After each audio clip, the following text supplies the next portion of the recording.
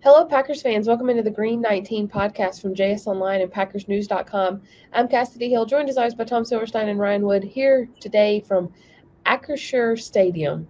I had to learn how to say that a couple of different times today. Otherwise known as Heinz Field, otherwise known as Three Rivers Stadium. Point is, it's the home of the Pittsburgh Steelers, and they are who won here today, 23-19 over the Green Bay Packers. A lot to get into with this one, both positives and negatives for the Packers to kind of assess and then some key moments of the game. But as always, we will start with just sort of your overarching view of this game, Spoon. What did you come away thinking after the Packers' sixth loss of this season and yet another one possession one at that? Well, I'm in the visiting coach's box, and it just smells of sadness. What does sadness smell like? It just, I don't know. You just know it when you smell it. Yeah, it was the game kind of that I was wondering whether they could put together. Could they be competitive?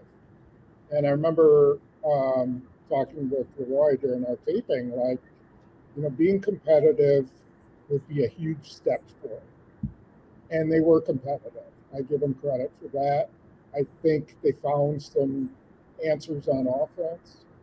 I think, they did what they could defensively. I thought their run defense was terrible, but, they kept Pittsburgh out of the end zone. And, really, if it would have been a huge step if they had pulled this out.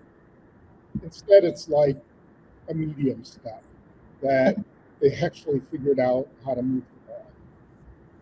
A medium step. Ryan, what all is entailed in a medium step? Well, during all those years that the Packers were really good, we'd always say not every win's the same, right? Some are good wins, some are they won, it looked ugly, it's still a win, but not the same. Not every loss is the same either. This was a lot different than Denver and Las Vegas. It was a loss, that's what matters. But there were a lot of positives today. I think it's only a step if they do something with it. In the confines of one game, it looked better. I wrote about this. Go back to that final drive, all right? The end result was a loss. It was an interception. The third game this season that has ended on a Jordan Love interception with a loss. But go back to week 2, right? They had the similar situation, 57 seconds left, needed a field goal, no timeouts. They throw 4 incompletions. They can't get the first completion to get the drive going. The first play of this last drive today, Jordan Love gets hit while he throws, chucks it up, and gets 49 yards to Jayden Reed. That was better than week 2. The penultimate play before the shot from the 16-yard line, it's 4th and 2. And A.J. Dillon leaks out of the backfield, the same that he did in Denver. He leaked out of the backfield in Denver. Jordan Love chucks a deep interception. This time he immediately hits it to A.J. Dillon, and they go from the 27 to the 16, get a much better shot at the end zone at the end. So that's better than week 7. So there's growth here, but what they do with it, that's the caveat. What they do with it from here is what's going to determine whether this was significant or not. But for one Sunday afternoon, it was, I hate to say it was a good loss. It was a better loss. A prettier loss. Yeah. We'll put it, that's got a slightly different connotation than better, maybe. Okay, let's start with Jordan Love then. Let's start with the Jordan Love of it all. He finished today going, let me pull up his stats here. He went 21 of 40. Wow, he threw the ball 40 times for 289 yards, 2 touchdowns, 2 interceptions. He ran the ball 2 times for 11 yards. Some of those 19 incompletions I know were drops. Some are overthrows. Some of those were throwing it away.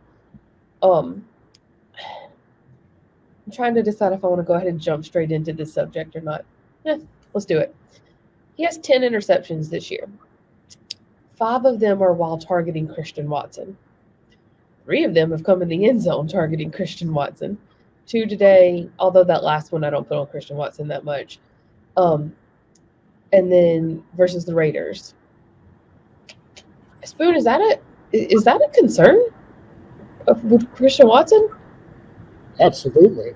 And 2 of those came in the final minute of the game in the end zone.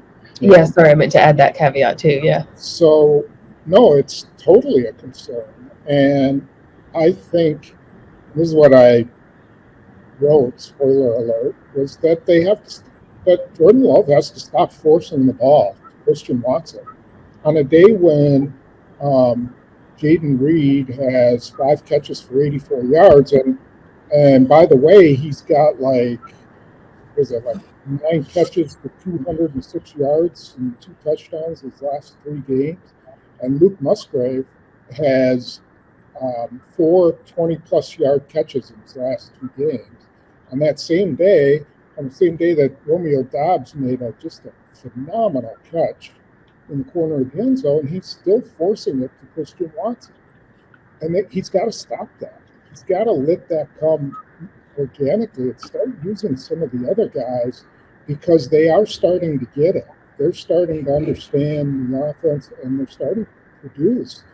And Christian Watson's a work in progress. And so if he's open, throw it. But don't keep throwing it with 3 guys around him.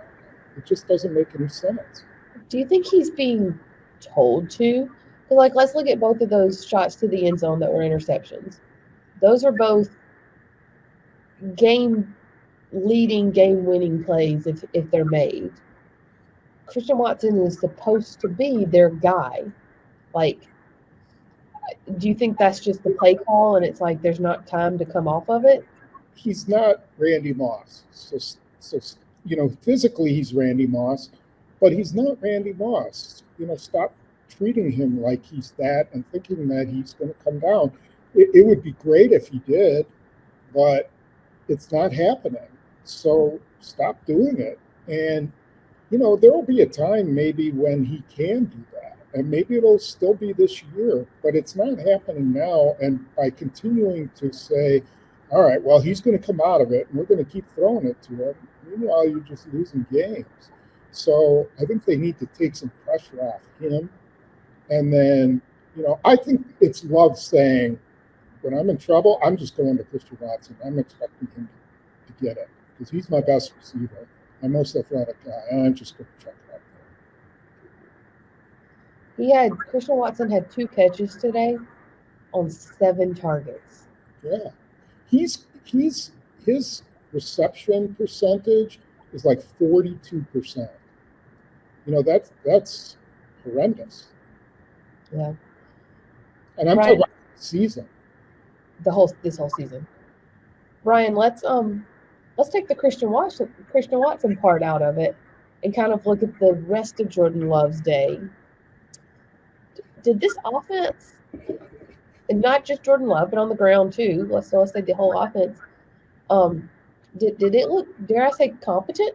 Like, it looked like from the beginning of the game they were moving forward, and they stalled in the red zone, like 3 times, I want to say, 3 or 4 times. And so that's the next issue down the list to focus on. But is it too soon to say that some of the things they did need to work on have been addressed? Well, this is what happens when you don't have killer penalties that put you behind schedule and down in distance. They had 5 today. I don't know how many were on offense, but they weren't these ridiculous procedural penalties over and over again that just kill a drive. This is what happens when you give the ball to Aaron Jones, regardless of whether it's working or not. I mean, Aaron Jones did not have a big day. He had 13 carries for 35 yards, 2.7 yards per carry. He added a few catches, but he still had over 15 touches, and those it might not show in the box score, but those 3-4 yard runs help you stay on schedule with down and distance. A.J. Dillon, it's funny, when I asked Matt LaFleur last week about riding Aaron Jones for a second straight game heavily, he was very quick to say A.J. Dillon's running the best he's had all season. And Matt LaFleur is right. A.J. Dillon has a 40-yard run today, the longest run of his career. He had a 30-yard run since October of 2021. So it's been a really long time since A.J. Dillon actually found open space and open field and broke off a big one. And he was able to do that today. And that's how this run game is supposed to work. If Aaron Jones isn't going to go off every game. No one does. And on those days, you want something big from your backup, from A.J. Dillon. That's what a two-pronged rushing attack looks like. So all those little things really add up. I thought that for the second straight week, they made life easier on Jordan Love, and he responded. Had Jordan Love hit that last pass for 16 yards, he would have had the first 300-yard passing game of his career. He ended with 289. He made a lot of good throws today. One of the issues that continues to be a problem is a lot of drop passes around him. There was, at least 5 today. There was a lot of drops, and that's going to affect the completion percentage. But Jordan Love made a lot of big throws. The touchdown he had to Jayden Reed, hitting an open receiver deep down the field for 35 yards, not underthrowing it. That was a huge throw for Jordan Love. So there was a lot of, as Spoon said, a lot of medium steps today if they continue. But yeah, there was progress.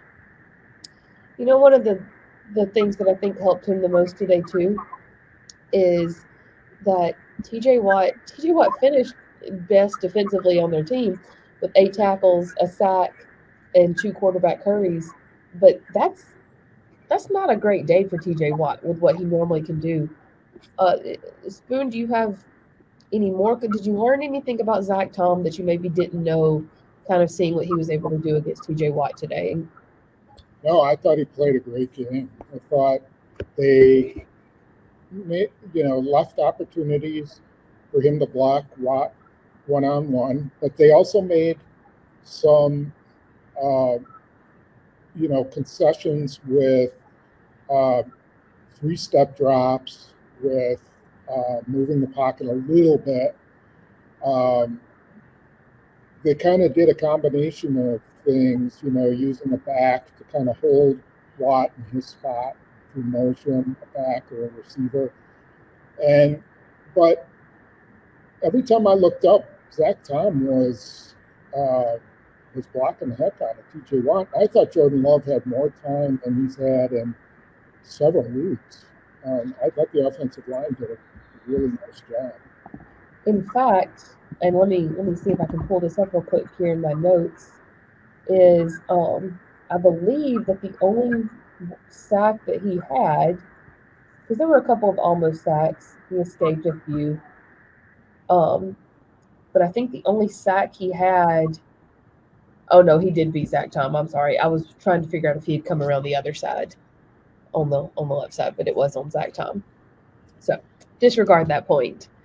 The way that I put it was, I told Pete in the middle of the game, Zach Tom's doing a hell of a job blocking TJ Watt for an interior lineman. And Zach Tom can play right tackle, but the best version of this Packers offensive line, of what this Packers offensive line with Zach Tom could look like, is Zach Tom on the interior. He could be, the potential for him so high if he moves into guard or center. I think maybe the biggest offseason miscalculation that Brian Gutekunst made was overestimating what he might have on the offensive line as a whole this season. Now, this was a good day for the Packers offensive line, but there have been bad days. There have been days that they've not been able to hold up.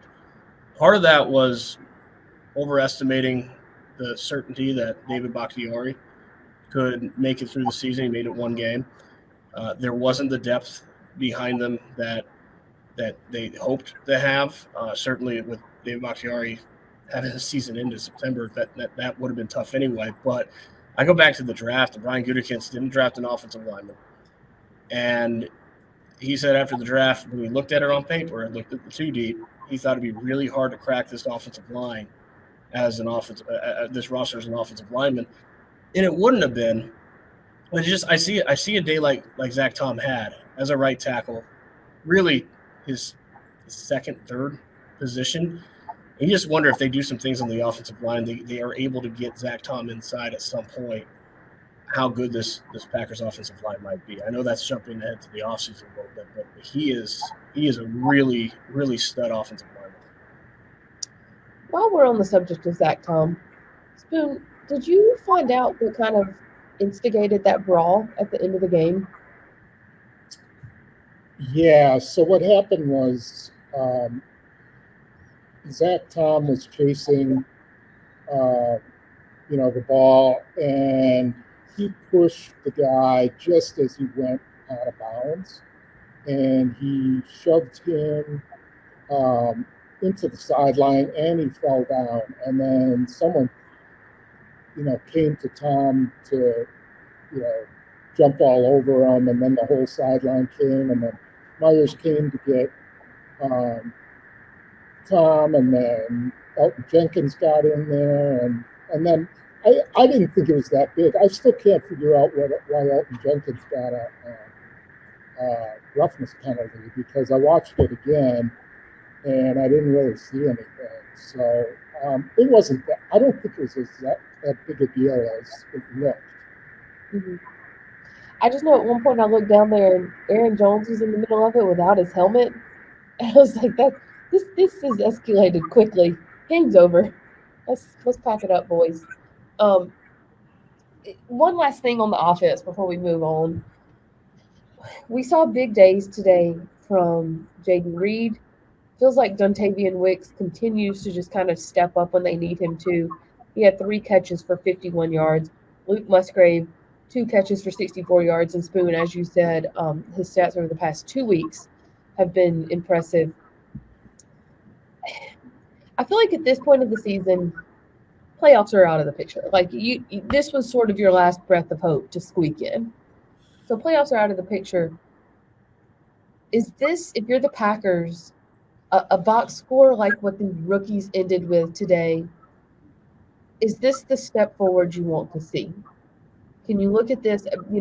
Matt LaFleur and the players after the game said over and over, there's no such thing as a moral victory. There's no such thing as a moral victory. But that's the first time this season we've really heard them say that after a loss, which makes me think in the back of their mind, they were thinking, this is kind of a moral victory. And they were trying to hedge themselves from getting too excited about that. Is this the step you want to see from those kids? Oh, no question. And I even think last week was like that. I think it's a gradual process, but it's no coincidence that we're at the halfway point. The second half was halftime was the halfway point of the season, and what did people say? I can't remember if it was Murphy or someone said, when do you start judging Jordan Love? Well, about halfway through the season. And that's where they are. So they kind of came through today. I honestly think they would have won this game, but Aaron Jones had probably his worst game of the year. And, Aaron Jones just had a bad game. He dropped what could have been a really long gain on that flea flicker from Wicks. He had a couple other drops. Didn't run out of bounds. That killed him. That milked 20 seconds off the clock. Yeah. And he was really down after the game. Mm-hmm. But it was one of those things, but you keep looking at these kids, and, Wicks, he threw a pretty nice pass. It started to dive at the end, but he doesn't get frazzled about anything. Really. That's the second time he's done that too. Yeah. And Jayden Reed is starting to find, his footing, and Musgrave is finally finding his footing. So all those things they've been waiting for are starting to happen. Now they got to start turning those into wins, and try to get something going. If they can get Jaire Alexander back, that might actually get Joe Barry to play 8-man. But we haven't talked about defense, so I'm not going to go. We'll get there. Yeah. I liked, though, how you said that Luke Musgrave found his footing, and I know you mean it metaphorically, but I'm pretty sure this was the first long pass we've seen him pull in where he did not fall down. He physically kept his footing on this one today. So. Yeah, well, the touchdown he didn't. But, that too, yeah. Starting Yeah, he's starting to find himself. He's starting to figure out to run those routes. He was saying it's been my fault on the corner routes where I keep running the route not exactly like it should be. And he said this time I did. So that's a step forward for them. Yeah, just the numbers. Jayden Reed had his best game of his career today. It's obviously a short career. 5 catches, 84 yards, touchdown. Through 9 games, he's got 28 catches, 417 yards, and 4 touchdowns. That's a 17-game pace of 52 catches, 787 yards, and 7 touchdowns. Pick a Packers receiver of the last 20 years, their rookie season, doesn't matter who it is. His 16-game pace is better than all of them. Now, he's playing a lot. There's been a lot of good receivers to come through this franchise in the last 20 years. His pace as a rookie is better than every single one of them. And Luke Musgrave, he's on pace. He's got 29 catches, 313 yards. He's on pace for the 8th 500-yard season for a Packers tight end since 2000. A lot of those were Jermichael Finley. And he's doing that as a rookie. So these young guys are coming along, and they're putting up numbers, and they're playing a lot, but they're putting up numbers with those snaps. And just being in their first year, that there's definitely potential there. As far as Aaron Jones, he had 2 plays in the first half where they got him the ball. I think it was almost back-to-back in the open field, and he was chased down. Both looked like they were touchdowns. He was chased down from behind on the first, and he didn't get a block. It was a tough block in the open field, but didn't get a block from John Runyon on the second. As far as not getting out of bounds after the game, Matt LaFleur was a bit incredulous. I mean, it was a mistake that you just don't expect Aaron Jones to ever make. And after the game, he said when he caught it, he had it come back for the check down throw from Jordan Love. He thought he was inside the numbers. And inside the numbers, you're taught to just get the yards you can and get down. He was a few steps outside the numbers when he actually caught the ball. He was about 4 yards from the sideline. He would have lost a couple yards, but 16 seconds ran off the clock from the time he was tackled to their next snap. And that directly correlated to having only 1 play from the 16-yard line. Let's say you add 15 of those seconds back, right? You get a second to get out of bounds. You've got multiple you just picked up that 4th down. You're at the 16. You have multiple shots from the 16. It changes the end of that game entirely. So, yeah, he had a rough day, but the 2 rookies there's a lot of potential there. There are so many little moments like that in this game today where I think you can say if that had gone differently. So before we get into the defense, just another one of those moments. Pete Doherty, our coworker, made the comment to me that he saw where a radio host he follows commented about the missed extra point, the block extra point. The Packers were chasing that point for the rest of the day. Like they were trying to get that point back. And they were. And if you think about it, if they had that point, they can kick a field goal down here on that last drive and tie it and go to overtime, as opposed to having to get the touchdown there. Pete spoke to Josiah DeGuara in the locker room afterwards, and Josiah took full blame for it. He was like, "It's my fault." He said I was in too close to Walker because we didn't want anyone to come through, and he said because I was in too close, I didn't reach out enough, and I barely got a hand on the guy. And the guy, I'm pretty sure, was Patrick Peterson, someone the Packers are pretty familiar with, and he just ate it up. It's not even like he got a hand on it to block it. He could have fallen on it just about. He was so far in there. And so is that just purely operational? Is that something that's easily fixed if you're Rich Bisaccia, or is that a nagging problem? There's kind of a dual facet to that. And one of them is that they never switched up their snap count. They knew Patrick Peterson goes after field goals. Everybody knows that. The Steelers knew that when Whelan puts his hand up, they snap the ball.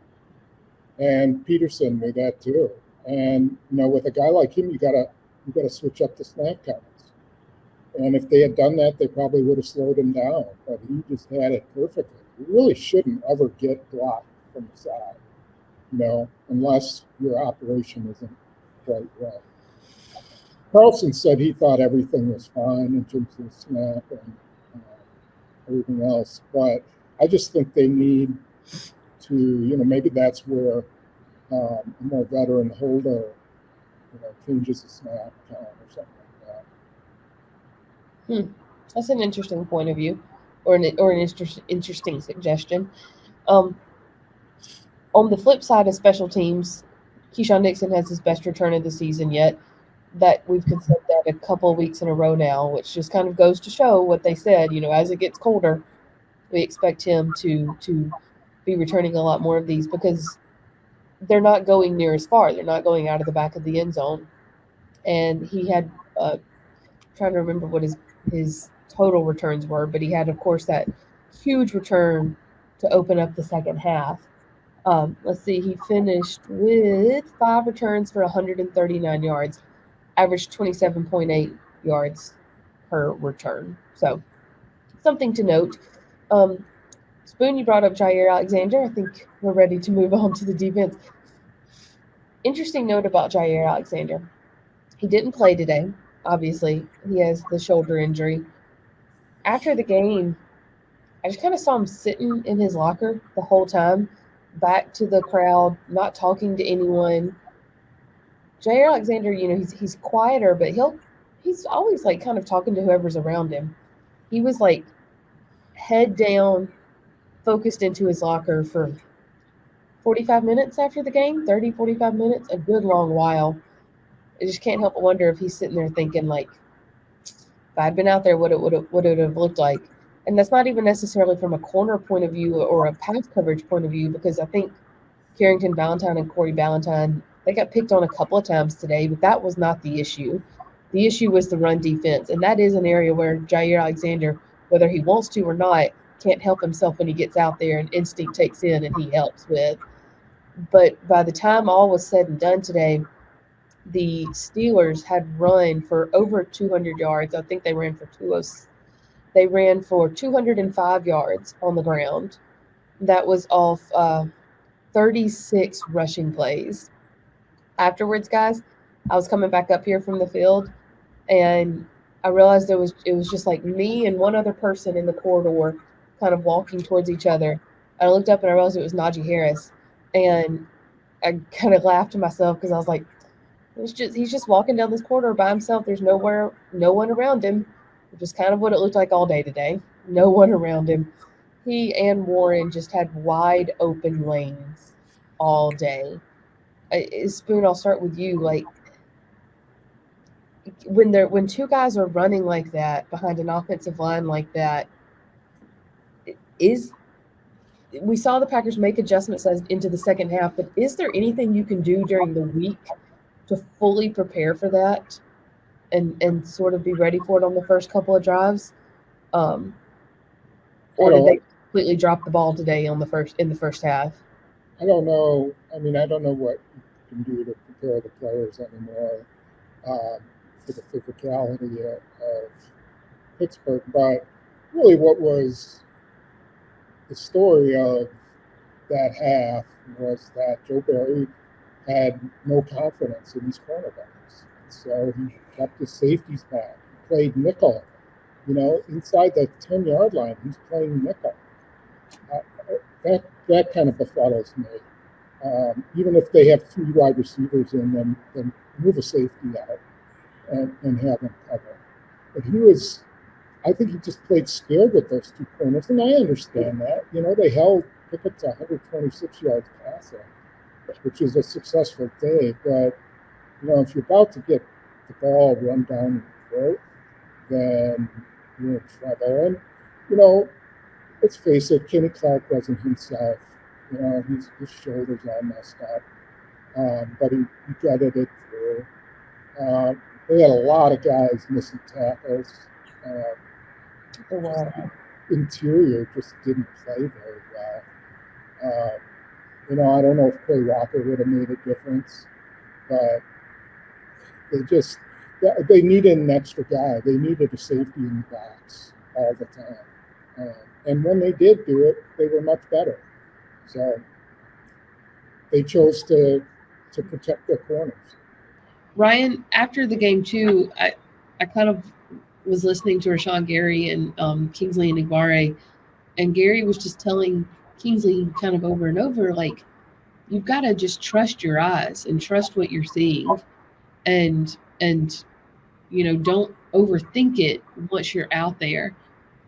For as much as we talk about the youth on offense, is there still some youth on defense to consider as well, even with that much experience around them? Or, I mean, Kingsley and Igbare is also, he's not a rookie, and so that's not really an excuse either. I guess what I'm asking is, like, shouldn't the defense at this point sort of have it, quote unquote, figured out? Like, if they have an excuse, what is it? Is it just not Quay Walker being out there? Yes. It was, first of all, Quay Walker, his absence meant a lot more than Jaire Alexander's today. Kenny Pickett had a passer rating of 75.6.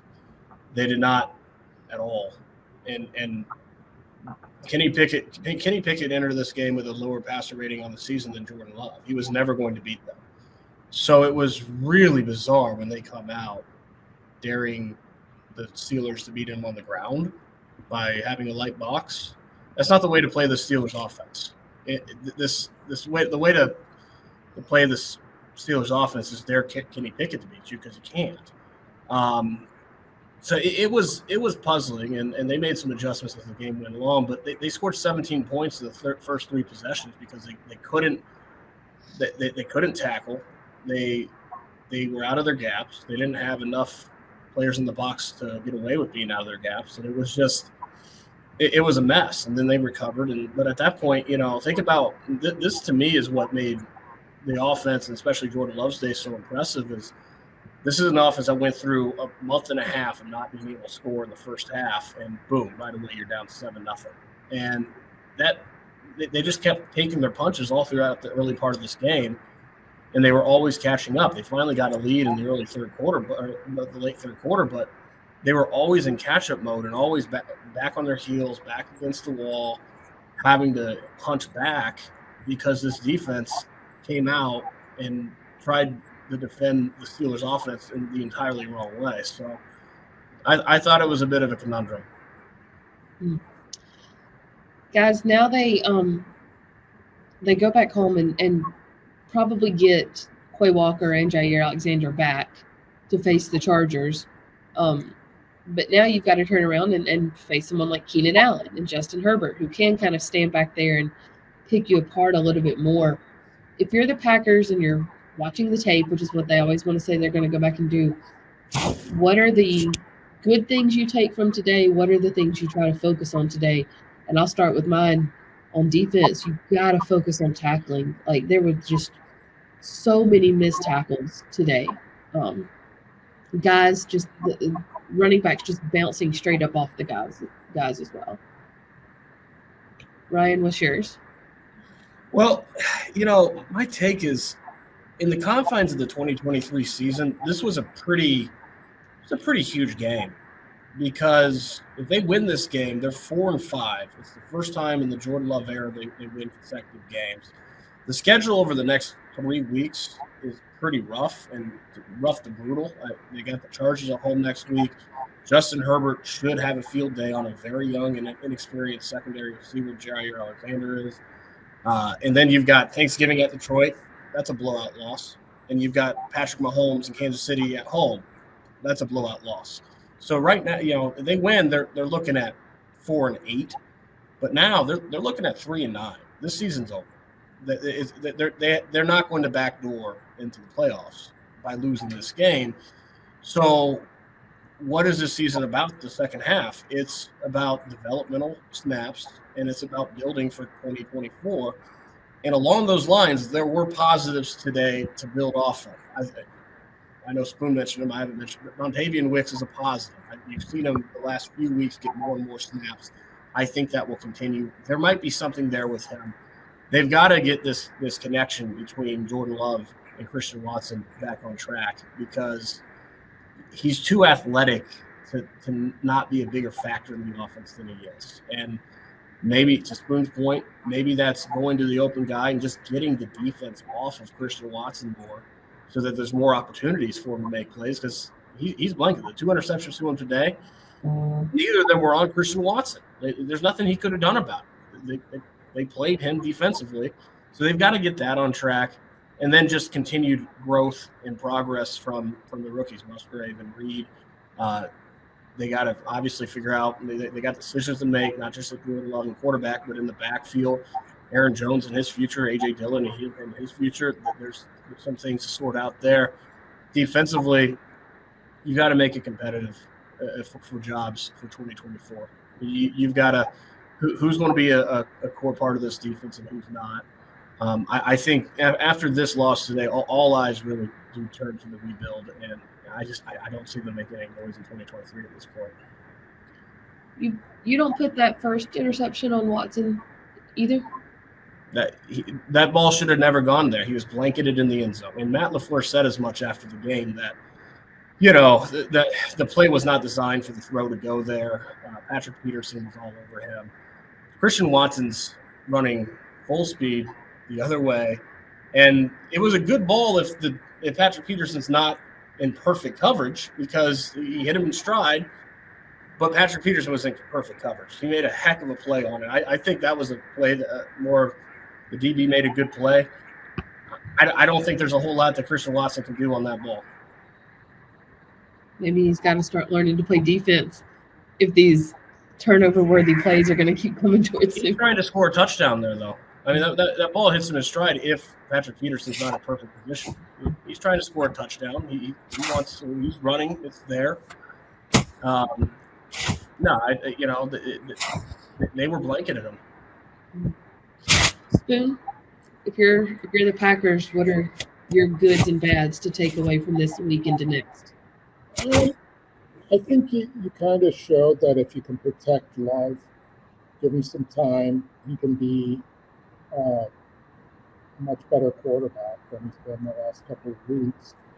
And again, I just think it was you're starting to see some of these young guys emerge. I don't know if it's going to be consistent every week that you're going to see it, but it has been for a couple of those guys. They've continued, they've started to build and, as they say, stack things. I think that's the only thing you could take out of this. And, they hope they start to get a little healthier. And really what their season is about now is finishing strong. So get through this stretch. They probably hope the temperature drops like 30 degrees for the Chargers. And then, then they got to take on the Lions and the Chiefs, and then just try to finish the season with some wins. I think that's going to be the most important thing, is to just not have a huge setback. We will have full coverage on PackersNews.com from this game in Pittsburgh, so make sure that you check there for stories on pretty much, I think, every angle that we've been able to come at this game from tonight. So stay tuned there. Guys, thank you as always. This has been the Green 19 podcast from JS Online and PackersNews.com.